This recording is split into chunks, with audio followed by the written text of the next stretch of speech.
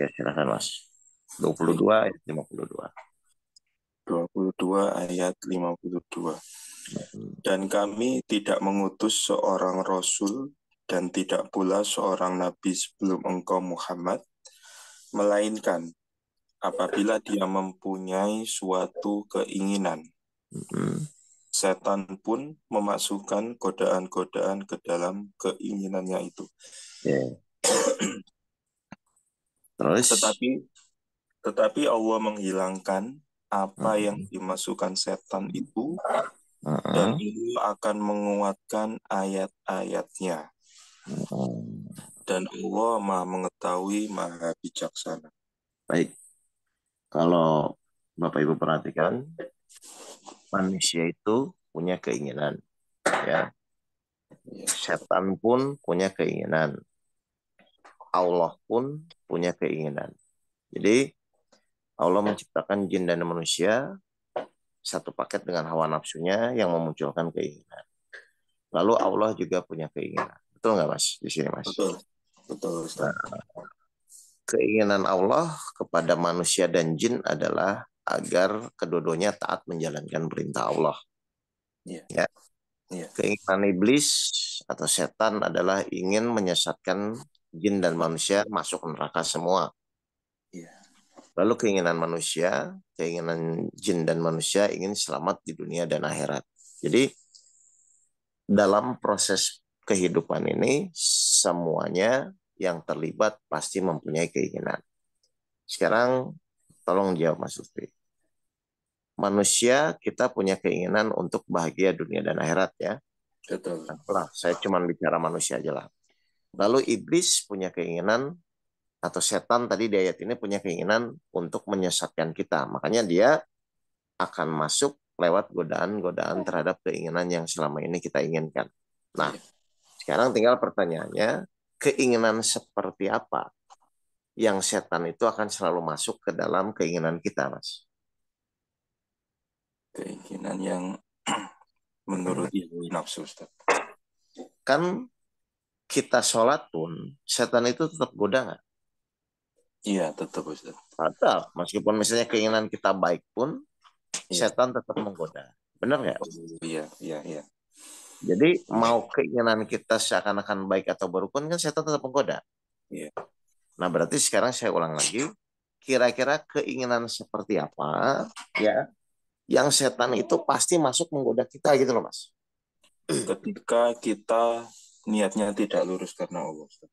Nah berarti kata kuncinya apapun yang kita inginkan, kalau kita tidak fokusnya karena Allah, pasti setan masuk kan? Betul, iya Ustaz.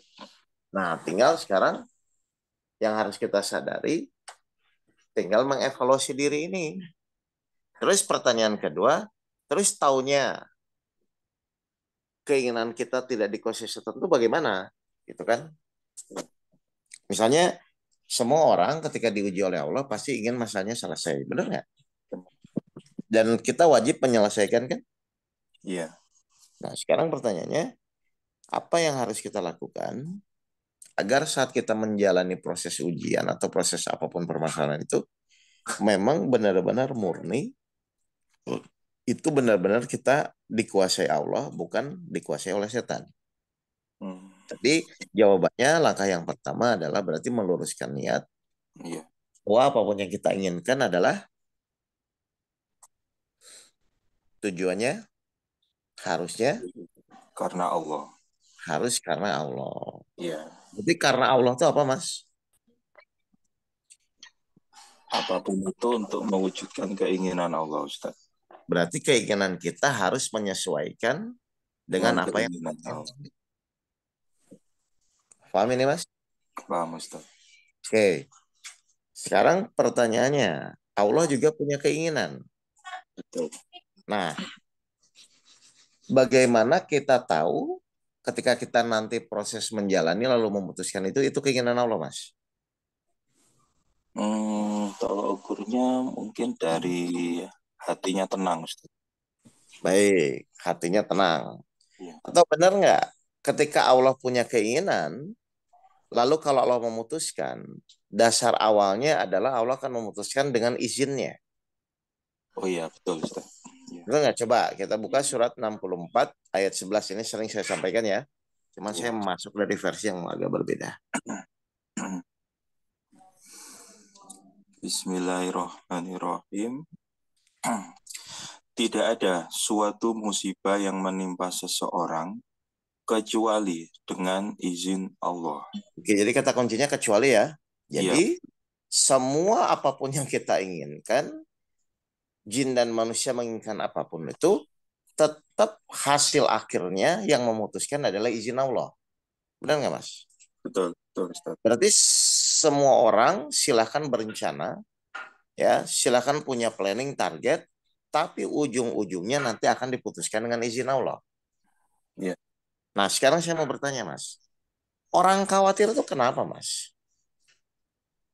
orang khawatir itu karena yang pertama tidak menghormati izin Allah atau karena itu Ustaz Bukan, tidak orang sesuai khawatir. dengan keinginannya, Orang khawatir itu kan karena takut keinginannya tidak terwujud kan, Mas? tidak terwujud. Iya, Sehingga dia khawatir nanti bagaimana kan? iya, Padahal semua keinginan yang kita inginkan, muaranya tetap Allah izinkan atau tidak. Benar nggak? betul, betul, betul. Misalnya kita berencana, kita berobat, kita ingin sembuh. Toh meskipun kita sudah habis-habisan pun, kalau Allah belum mengizinkan kan tidak akan terjadi kan? Iya, iya Ustaz. Kenapa hal itu tidak akan terjadi? Coba di surat 83, Surat berapa Ustaz?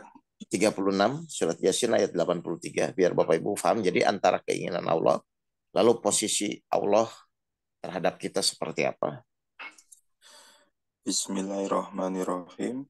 Maka Maha Suci Allah yang di tangannya kekuasaan atas segala sesuatu. Nah, yang di tangannya kekuasaan atas segala Sesuatu sesuatu. Jadi izin Allah itu mutlak nggak Mas nanti Mas? mutlak Ustaz. Mutlak. Ya, Nah, sekarang orang banyak khawatir, orang banyak bingung. Padahal kan kalau nggak diizinkan Allah juga nggak akan terjadi kan Mas? iya, Ya kan? iya, Bapak Ibu mau bagaimana ikhtiar pun, mau berdoa seperti apapun, atau mau habis-habisan beribadah pun, intinya kalau Allah belum izinkan, apapun yang kita inginkan kan juga nggak akan terjadi kan Mas? iya, iya, Ustaz. Nah, kalau kita sudah mengerti ini harusnya kita mulai belajar fokus untuk kepada izin Allah nggak harusnya? Iya, Ustaz, harusnya sudah Harusnya. mengarah ke situ. Iya, karena ya boleh berencana, boleh berikhtiar, silahkan berdoa, memang target kita. Tapi kita harus sadar, apapun nanti yang terjadi ke depan, tetap itu kan ada izin Allah gitu loh. Nah, tinggal sekarang kita tinggal memahami itu. Dan yang menjadi penting itu, saat terjadi nanti keputusan itu, fokus kita kemana? Kalau fokusnya pada misalnya keinginan tidak terwujud, pasti kecewa. Tapi kalau fokusnya kepada, oh ini memang sudah atas izin Allah, harusnya kita mudah menerima gitu loh Mas. Iya, Jadi kadang-kadang orang menjalani hidup, kita tidak fokus pada titik ini tuh finalnya di mana. Ternyata finalnya semua tuh Allah izinkan atau tidak gitu loh. Karena segala sesuatu kekuasaan mutlak tetap ada di tangan Allah. iya. Jadi harusnya kalau orang sudah sadar ke sana, ada nggak rasa khawatir, rasa sedih? Idealnya harusnya. Nggak ada harusnya, Ustaz. Ya nggak ada yang ngapain juga khawatir sedih, wong Allah sudah izinkan, dan ketika Allah sudah izinkan, kan tidak ada juga perubahan. Tidak mungkin Allah mau merubah sesuatu yang sudah diizinkan, keputusan yang itu terjadi gitu loh Mas. Iya, Ustaz. Jadi semua keinginan makhluk Allah itu silahkan, tapi tetap hasil akhir Allah izinkan atau tidak. Dan kenyataannya ternyata ketika Allah belum mengizinkan atau sudah mengizinkan pun, ini bukan masalah terwujud tidak terwujud. Ini masalahnya kita menghormati atau tidak apa yang Allah izinkan. Iya, Ketika Bapak Ibu menghormati apa yang Allah izinkan, berarti Bapak Ibu termasuk orang yang beriman. Maka hasil akhir Allah akan anggaplah membimbing atau melindungi kita. Tapi ketika Bapak Ibu misalnya malah fokus kepada hasil atau jenis yang Allah izinkan sesuai atau tidak sesuai, kita kecewa. Nah, itu yang menjadi masalah. Makanya kalau lanjutannya coba di 64:11 itu. sesungguhnya 64 sebentar, Satu Ustaz. musibah pun, tadi kan, Iya. Di 64:11 tidak ada suatu musibah pun yang menimpa seseorang. Tidak ada suatu musibah yang menimpa seseorang kecuali dengan izin Allah. Oke, terus? Dan barang siapa beriman kepada Nah, Allah, berarti kan di sini untuk kita bisa menerima atau ridho terhadap apa yang Allah izinkan. Dan ternyata izin Allah itu hanya ingin menguji keimanan kita kan Mas? ya, Apakah saat itu kita memang fokus kepada apa yang Allah izinkan ya, atau kepada keputusan sesuai atau tidak sesuai gitu loh Mas. ya, Nah, jadi kalau misalnya memang Bapak itu sudah paham ya sudah. Berarti ini tinggal berlatih kita sejauh mana kita beriman kepada Allah, lalu kita bisa menerima keputusan Allah. Semakin lama kita semakin beriman kepada Allah. Apa janji Allah di surat Al-Baqarah 257 Mas? Al-Baqarah 257. Kalau kita benar-benar beriman kepada apapun yang Allah izinkan. Allah pelindung orang yang beriman. Nah, berarti masuk nggak setan iblis untuk menggoda kita? Enggak, Ustaz. Enggak akan Nah, bisa dilindungi masuk. kan? Baik, Iya. Allah melindungi orang yang beriman terus. Dia mengeluarkan mereka dari kegelapan kepada cahaya iman. Terus? Dan orang-orang yang kafir, pelindung-pelindungnya adalah setan. Berarti yang nggak percaya kepada izin Allah kan? Atau yang kecewa Iya, karena misalnya Allah mengizinkan yang tidak sesuai dengan keinginannya kan, Mas? iya, Ustaz. Berarti setan masuk nggak? Masuk, Ustaz. Masuk. Disitulah masalahnya. Terus? Yang mengeluarkan mereka dari cahaya kepada kegelapan. Hmm. Jadi intinya sekarang yang harus Bapak Ibu sadari, silahkan berikhtiar, silahkan semua punya keinginan, tapi jangan lupa hasil akhir tetap yang memutuskan adalah izin Allah. Misalnya si Fulan divonis dokter meninggal sebulan lagi gitu kan. Jujur, secara manusia orang kecewa nggak Mas? Atau Iya, khawatir atau jadi takut nggak? khawatir, Ustaz. Nah, padahal pertanyaan kedua, kalau Allah tidak mengizinkan dia mati pun kan bisa kan? Iya, bisa. Nah, jadi harusnya energi kekhawatiran itu kita alihkan. Ya sudahlah, terserahlah. Kalau memang dokter misalnya ngevonis saya sebulan lagi meninggal, tapi saya yakin ya Allah, apapun yang terjadi itu harus atas izin. Ya sudah jalani saja, ikhtiar berobat tetap berobat gitu kan, atau Iya. minum herbal tetap minum herbal, tapi dengan keyakinan bahwa pasti semuanya kembali kepada izin Allah. Sudah selesai gitu loh. Tinggal kita yakini itu. Jadi keyakinan itulah yang akan membuahkan keputusan Allah dan Allah yang akan mengatur apapun. Yang kita khawatirkan pun pasti belum tentu bisa terjadi. Karena kekuasaan mutlaknya Allah yang mengatur itu. Cuman memang fokus kita kan selama ini kepada jenis masalahnya kan Mas. Bukan pas ada permasalahan itu, ini saat menjalani saya hormat atau enggak. Saya Iya. yakin nggak kepada apa yang Allah izinkan. Ya, makanya di surat 10 ayat 100 coba Mas. 10 ayat 100, Ustaz. Jadi peran izin Allah tuh sebagai keputusan mutlak ya di dalam menjalani kehidupan dan Bapak Ibu harus memegang ini. Kalau enggak ya pasti akan terus terjebak terus dengan permasalahan yang dihadapi gitu loh. Kalau Iya. masalah jalani aja tapi dengan niat bahwa saya tetap akan menghormati izin Allah gitu loh. Surat 10 ayat 100, Ustaz, ya. Surah 10 ayat 100. Apa kata Allah? Dan tidak seorang pun akan beriman kecuali dengan izin Allah. Nah kan jadi benar-benar yang mengatur segala rasa hati keimanan kan tetap dari izin Allah juga kan Mas. Iya, Ustaz. Jadi Bapak Ibu harusnya nggak usah takut dengan ujian, nggak usah takut dengan jenis masalahnya. Yang Bapak Ibu takutkan nanti saat terjadi masalah, saat terjadi ujian, Bapak Ibu tidak menghargai atau tidak menghormati izin Allah itu yang harus ditakutkan. Bukan pada letak masalahnya, bukan pada letak keinginan kita terwujud atau tidak. Iya.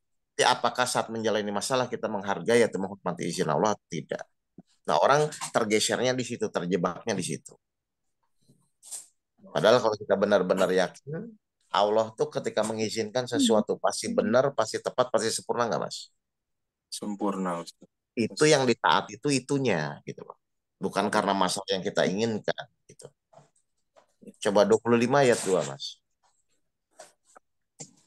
25. Surat Al-Furqan ayat 2. Bismillahirrahmanirrahim.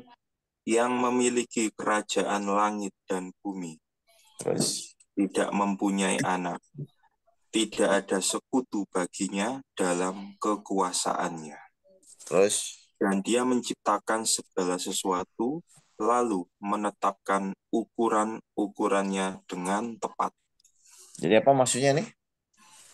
Sempurna, Ustadz. Ya, Tidak ada kalau kekurangan. baik. Kalau tepat tuh masih dirembuk nggak, Mas? Enggak, Ustadz. Masih dibahas nggak? Iya, enggak usah dibahas. Ya udah nggak usah, sudah tepat. Ngapain kita bahas itu yang tepat? Berarti ketika Allah mengizinkan apapun nanti yang menimpa diri kita, sudah tepat belum, Mas? Sudah tepat. Ya udah, berarti perlu dipikir-pikir atau langsung ditaati saja? Langsung taat, Ustadz. Ya taati saja kan? Iya. Sehingga apa? Sehingga nanti langkah berikutnya, takdir ke depannya, itu bisa jadi lebih baik gitu loh.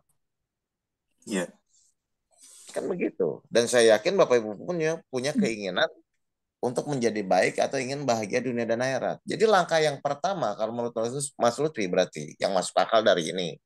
Supaya hidup kita bahagia berarti langkah yang pertama apa? Yakin taat kalau itu sesuatu yang terbaik, Ustadz, yang Ya, terjadi. fokuslah untuk taat atau menghormati izin Allah kan? Iya. Karena hanya dengan itu nanti Allah membimbing kita untuk menuju kebahagiaan gitu. Jelas Bapak Ibu sekalian? Jelas, Ustadz. Jelas Mas Lutfi ya? Iya, paham, Ustadz. Baik, kalau jelas mungkin itu dulu. Terima kasih prinsipnya. Ayo kita semakin memperbaiki diri, terutama mindset dan pikiran kita, ya. Jenis masalah macam-macam, ya. Proses orang berat atau ringan juga macam-macam. Tapi hasil akhir saat menjalani masalah itu taat atau tidak kepada apa yang Allah izinkan. Semakin taat, semakin cepat Allah akan melindungi kita, membimbing kita untuk menjalani masalah hidup.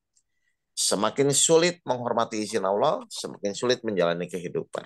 Dan itu pilihannya sebenarnya di kita. Bolanya itu di kita. Mau ikut izin Allah boleh, mau memaksakan keinginan pun boleh. Padahal mau memaksakan keinginan pun kalau belum diizinkan tetap tidak akan terjadi. Itu ya poinnya ya. Ya, ya. Baik. Terima Terima kasih. kasih ya. Siap Eko ya. Ya. Jadi kita Ya. terus membaca hamdalah bersama-sama. Ya. Alhamdulillah. Alhamdulillahirrabbilalamin. Assalamualaikum warahmatullahi wabarakatuh. Waalaikumsalam warahmatullahi wabarakatuh.